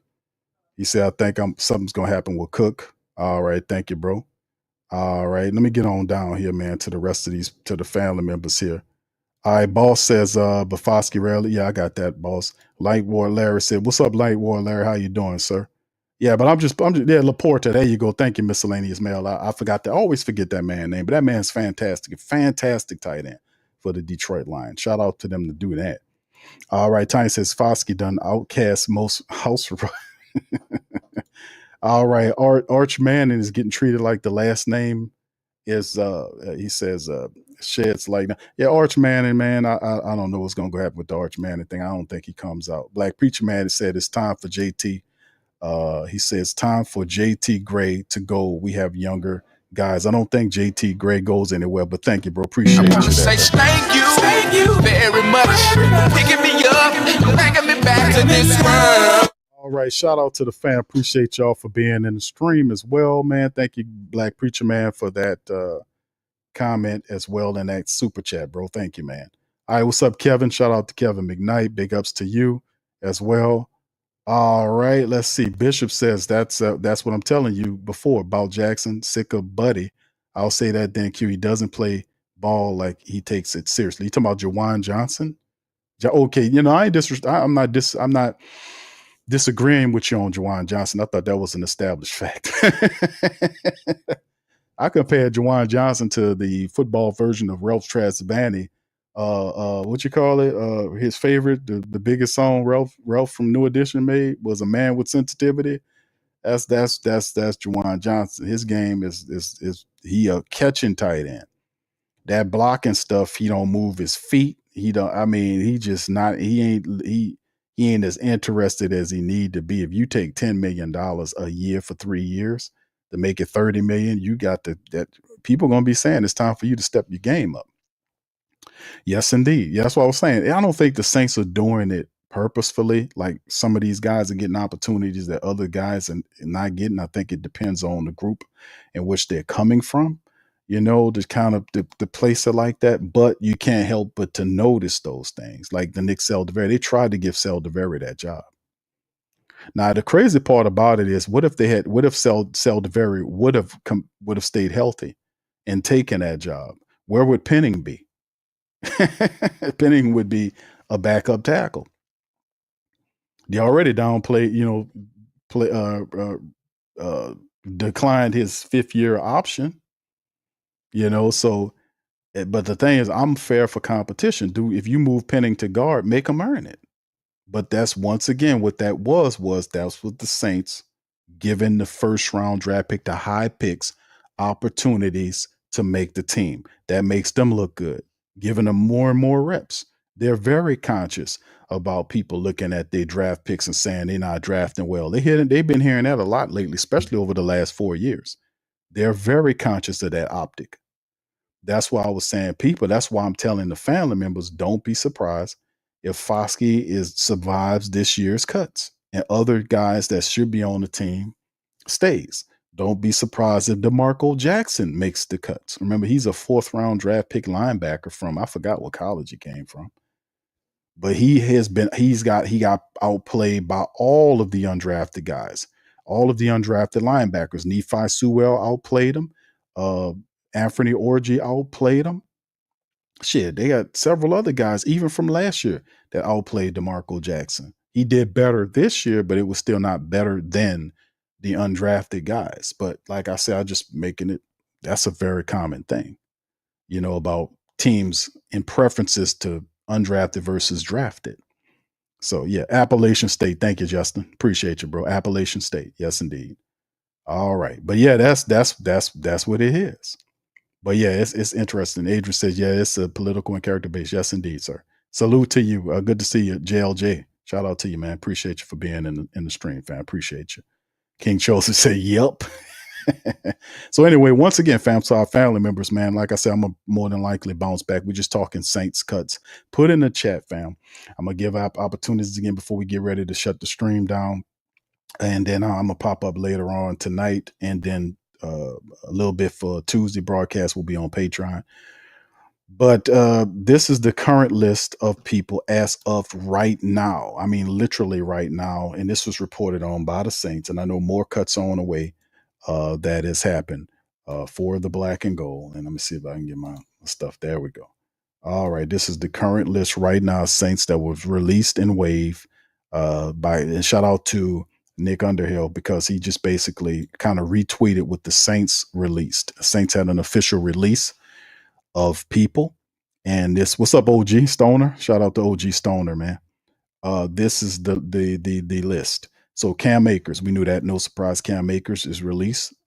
Probably the most, I guess, interesting or move, I guess not surprising, but James Burnap, the punter, is released. So that means Kai Kroger. We got a new punter. Kai Kroger won a punting battle between him and Burnap, which was also very close. Roderick Daniels and Moochie Dixon, wide receivers who they picked up, undersized guys, both released. Defensive ends, Jacine Davis, number 59, who really was good in camp in preseason. He was released. Jeremiah Martin, the former Brown defensive lineman, was released. Omari Thomas also released. Offensive tackle Josiah Israhim is released, and Jonathan Mendoza, that's the former Louisville offensive lineman that was teammates with Tyler Shuck. He has been reportedly released. Seth Green and Michael Jacobson, both of the tight ends have been released. So the only tight ends outside of Juwan Johnson is Jack Stahl, Trayton Welch, and Maliki Mutavo. So those are the tight ends, active tight ends right now, and we'll see. And then, of course, the offensive guards, offensive linemen that were released is Kyle Hergel and Mike Panasiuk. So we both those guys, and Mike came over, a Johnny come lately signing from the, comes over from the UFL. He didn't make it, but I think both of those guys, if they clear waivers, end up on the Saints practice squad. Linebacker Tyreen Powell was also released, and these are official by the Saints right here of all these, and no real big surprises on that. It was interesting to learn who won our punter battle between Burnup and Kai Kroger. We got a new starting punter right there, but the rest of these names, a lot of people expected them to be on there. Now, we still got 23 more to go. The Saints have 23 more people they have to cut between now and 3 p.m. Central Time of tomorrow. Saints still have 23 more players. I did it just a few minutes ago. I chopped it down. 15 more people. And like I said, Kellen Moore got on his press conference, said it's really tough. And he's right. It is really tough. And I think another question is who is he going to keep? Is he going to get in terms of the wide receivers? How many wide receivers is he going to keep? I think the Saints keep 4 running backs. Elvin Kamara, Kendre Miller, Velus Jones Jr. will be the 4th guy, and Devin Neal is the 3rd running back, right? I think they keep 4 of those. I think that we'll see. They could very well keep 4 tight ends. We'll see. They could. How many wide receivers do the Saints keep? Traditionally, you'll keep about 5 of them. But do the Saints have an incentive to keep 6 of them? Why would they keep 6? Because I don't think they want to cut Dante Pettis or Cooks, because that'll be the guys you if you're trying to cut 5, it's a thought process of, okay, I don't want to lose my return man in Pettis. And you're not going to cut Olavi or Rashid or Veli, Devon Veli. You just traded 2 picks to get him, so you're not going to cut him. You're not going to cut Mason Tipton. So that's 4 guys that got the spots. So it's down to Brandon Cooks and Dante Pettis. Who brings value to the team? I don't want to lose my kick return man, but I also like my veteran who doesn't kick return or punt return. So that's a question that he has to go through, because if you look at some of his cutting of these offensive linemen, to be honest with you, the only other lineman outside of him cutting Josiah Ibrahim and Mendoza, his only tackles that he has on the team is Landon Young and Barry Wesley, unless they get somebody else.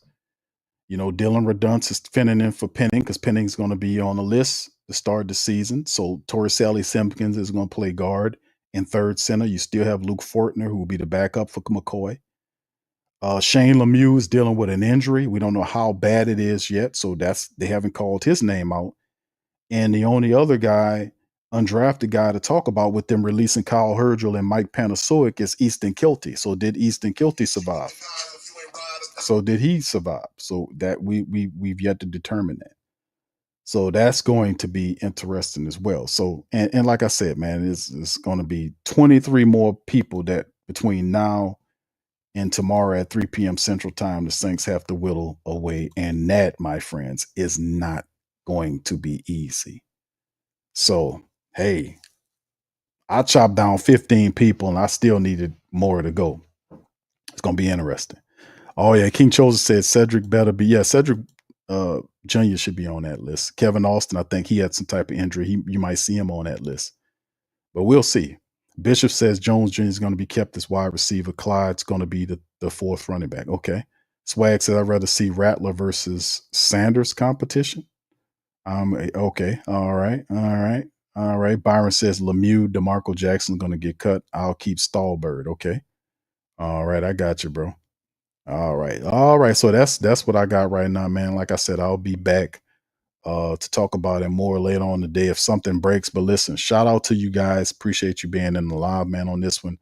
Live reaction to what Coach Moore was saying and kind of answer some questions on some stuff. Not too much stuff, most of the stuff we already knew. But appreciate whatever he did give. But listen, y'all do me a service. Hit the like button. Hit the subscribe button. If you're not a sub up. A lot of people been new to the Coma, signing up, joining up, doing their thing. All right, Kel Rip, shout out to you on Instagram. Always dumb. Shout out to you. My dog Randolph, shout out to you. And Zachary, I see y'all, man. Shout out to y'all, man. Appreciate y'all. Hit that like button. Hit that subscribe button. By all means, feel free to share the show on your social media feed. I shall return later on in the day, man, with if any more news breaks. And we got you covered on the Coma. Much love. Who that to you? Peace. And I'm out. Yeah. Boogie like Benson, I'm a who that. I'm a who that. Long as I'm living, I'm a who that. Lose or winning, I'm a who that. Sports Coma, yeah, this is where we do that. Where we do that, where we do that, where we do that, where we do that, where we do that, Boogie like Benson, I'm a who that. I'm a who that. Sports Coma, this is where we do that. Where we do that. Welcome. Somebody please better help. Running this thing like Elf. I thank God every day I'm not a felt. Go to YouTube Live with Big Q and the guys. If you ain't ride or die, the bandwagon get flipped. Been marching in, that was way for the ring. I was yelling out your shame for the championship. Bucking on town, duck down. Falcons, pluck, get shut down. Panthers ain't much touchdown. The vision really belong to us now. So much hate on the Saints, you could probably tell. Ever since Bounty Gate hit the NFL, when things seem fishy and you probably smell the crooked referees on Roger Goodell. Yeah, Buggy like this and I'm a who that. Every day I'm living, I'm a who that. Lose or winning, I'm a who that. It's the Sports Coma, this is where we do that. Where we do that, where we do that, where we do that, where we do that, where we do that. Boogie like this and I'm a who that. It's the Sports Coma, this is where we do that. You're listening to the Sports Coma with Big Q and the guys on the PRO Media Network.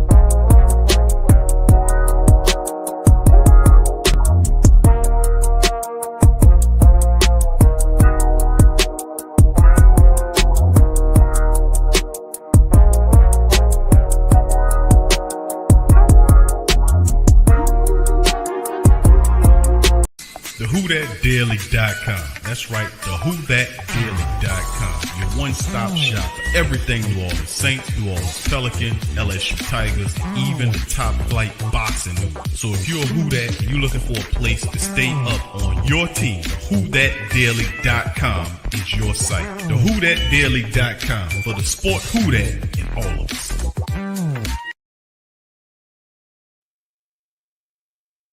That's right, the Pro Shop is the platform store where you can go and buy all the latest merch to support the platform. Available at the Pro Shops, we have dozens of hundreds of products available for you and your family. Unisex tees for men and women, hoodies and sweatshirts, tank tops, kids and baby items, long sleeve tees, mugs, pillows, wall art, bath bedding, face masks, phone cases, stickers, bags, fanny packs, socks, hats, and many other items. Please feel free to check out the Pro Shops. The link link is in the description section below. Remember, it helps